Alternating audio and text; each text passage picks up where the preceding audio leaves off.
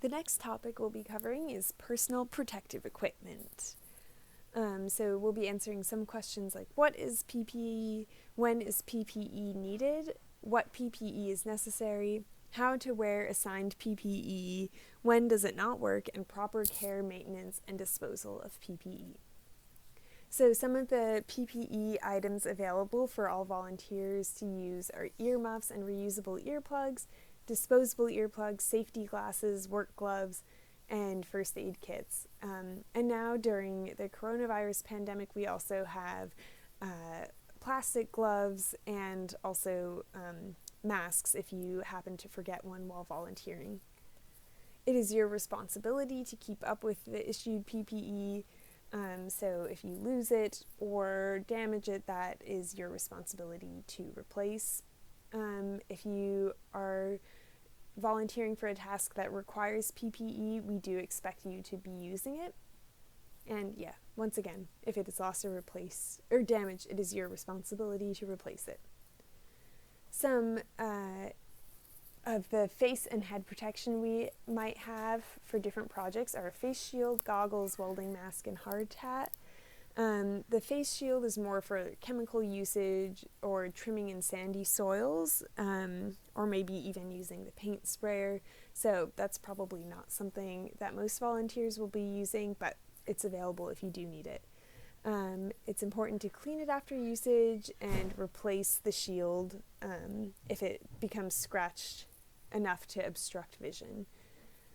Goggles are mostly used when splattering is likely. And you would like to have a tight seal against the face and again dispose of it if your vision is obstructed. A welding mask volunteers will probably not be using because they won't be welding, and a hard hat can be used in areas where there's a risk of fall hazards from other objects falling on you. Safety glasses are more likely to be used by volunteers, so anytime there's a chance that debris could get in your eye, that could be if you're blowing leaves, mowing grass, trimming, especially branches above you. If you are doing any carpentry work, you could also use safety glasses, and again, just replace them if your vision becomes obstructed from scratches. We offer hearing protection as well, including earmuffs, reusable earplugs, and disposable earplugs.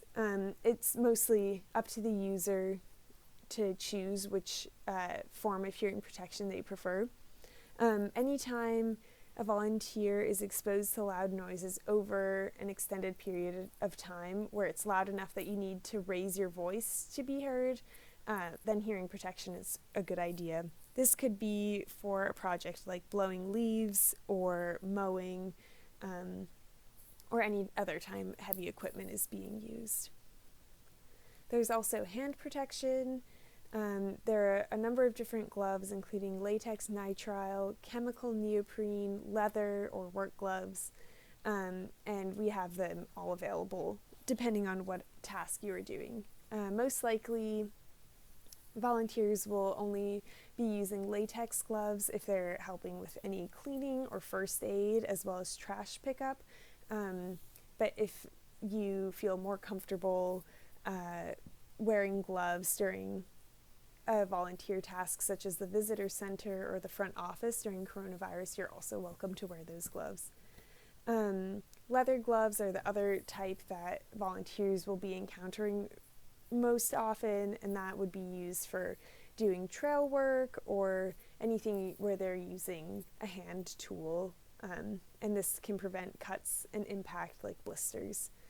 Don't use gloves if there's a pinch hazard, and make sure to dispose and replace of gloves if they have holes or are damaged otherwise.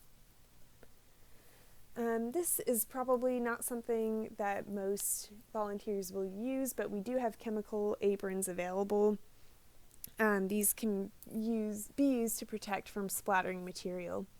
We also have dust masks to prevent dust inhalation or other debris, but also during the pandemic, we expect all volunteers to wear masks when social distancing cannot be maintained.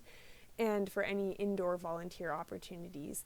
So if you forget a mask or don't have one, we are happy to provide that to you. Our final topic is on bloodborne pathogens. So what are bloodborne pathogens and why am I here? Well, to prevent diseases that are caused by a pathogen entering the body, and because OSHA requires us to. Pathogens are viruses, bacteria, or fungi. Viruses that live inside the body, bacteria live outside the body, and fungi are fungi. To be transmitted, a pathogen must be present. There must be enough of the pathogen to cause disease, and the receiver needs to be susceptible to the pathogen, and the pathogen needs to pass through the correct entry site. So one example that we often use during regular times is salmonella through turtles at the visitor center. So, for example, if a turtle has the salmonella bacteria on its body and a volunteer picks up that turtle, the pathogen is present, and in this scenario, there's enough to cause a disease. If the volunteer picks up that turtle and then goes on without washing their hands, then the volunteer is susceptible to transmitting that pathogen through their mouth, for example, if they don't wash their hands before eating. And then, it passes through the correct entry site. So, in this instance, through the mouth. Another example that I'm sure everyone is thinking of is coronavirus.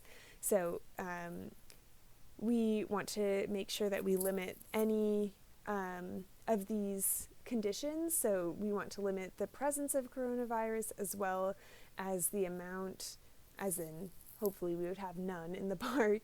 And then we want to limit the entry points by wearing masks and gloves, both for healthy volunteers and for visitors. The different entry routes that exist are direct contact with blood or body fluid from an infected person, indirect contact. That would be if you touch something that has been in contact with blood or bodily fluids. There's also airborne droplets, which is a key condition in terms of coronavirus, which is why we encourage everyone to wear masks so that we can limit the number of airborne droplets, or vector-borne infection via an animal or an insect. So that could be something like a mosquito transmitting the Zika virus to a human.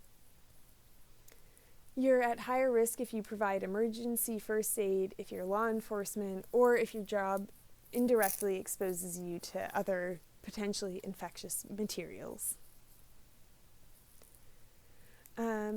Again, as I mentioned in the last section, there's a number of personal protective equipment options. These are not at a cost to a volunteer and include latex gloves, face shields, gowns, booties, and so on.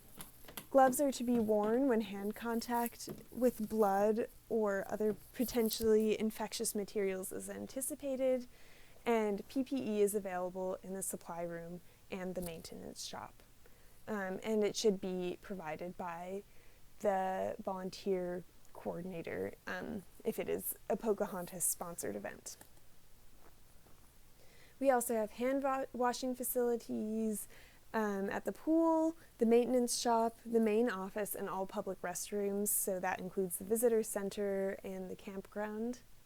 When hand washing facilities aren't available, there's antiseptic cleansers or towelettes around the park and in most park vehicles.